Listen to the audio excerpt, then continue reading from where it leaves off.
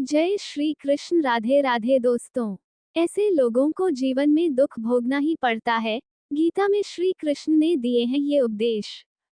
गीता ग्रंथ का ज्ञान हर मनुष्य के लिए जरूरी है। यह मनुष्य के जीवन के तत्वों और धर्म के महत्व को समझाता है। इसमें भगवान कृष्ण के दिए हुए उपदेश हैं जो उन्होंने अर्जुन को दिए थे। नमस्कार दोस्तों, बातें ज्ञान की YouTube चैनल में आपका स्वागत है। इस चैनल के द्वारा भक्ति, ईश्वर कथा, पौराणिक कथाएं, प्रेरक कहानियां और ज्ञानवर्धक कहानियों का विशेष संकलन आपको मिलेगा और आप ऐसे ही ज्ञानवर्धक वीडियो देख पाएंगे। कृपया चैनल को सब्सक्राइब करें, वीडियो को शेयर करें और अपना बहुमूल्य साथ बनाए रखें। धन्यवाद दोस्तों। जय श्री कृष्णा। राधे राधे। श्रीमद् भागवत गीता हिंदुओं का पवित्र ग्रंथ है। इसमें जीवन का पूरा सार बताया गया है। गीता में भगवान कृष्ण के उन उपदेशों का वर्णन है जो उन्होंने महाभारत युद्ध के दौरान अर्जुन को दिए थे। गीता में दिए उपदेश आज भी उतने ही प्रासंगिक हैं और मनुष्य को जीवन जीने की सही राह दिखाते हैं। इसमें ग्रंथ भगवान श्री कृष्ण द्वारा अर्जुन को दिए गए उपदेशों की पूरी श्रृंखला है। गीता में जीवन के अर्थ को विस्तारपूर्वक बहुत खूबसूरत तरीके से समझाया गया है। गीता का अनुसरण करने वाला व्यक्ति जीवन में कभी असफल नहीं होता है। गीता में श्री कृष्ण ने बुद्धिमान व्यक्ति की पहचान बताई है।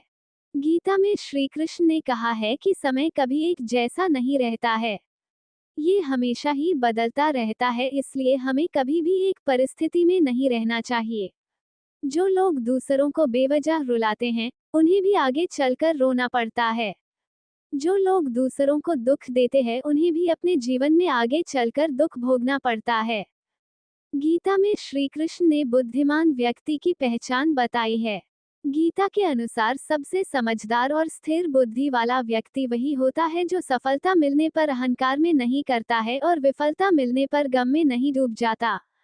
श्री कृष्ण कहते हैं कि केवल डरपोक और कमजोर लोग ही चीजों को भाग्य पर छोड़ते हैं।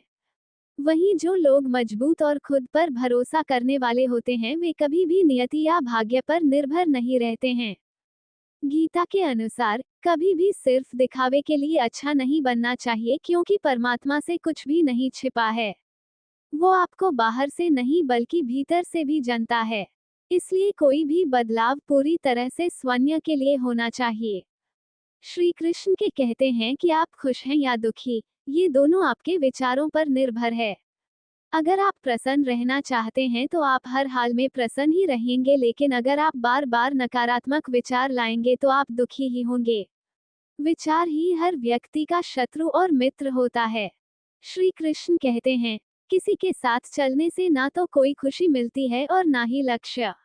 इसलिए मनुष्य को सदैव अपने कर्मों पर विश्वास करते हुए अकेले चलते रहना चाहिए। गीता में श्री कृष्ण ने कर्मयोग, भक्तियोग और ज्ञानयोग को ही कल्याण का प्रमुख साधन बताया है। कर्म के प्रवाह से संबंध का टूट जाना ही जीवन का लक्ष्य है और ये लक्ष्य उपर्युक्त तीनों मार्गों से प्राप्त हो सकता है।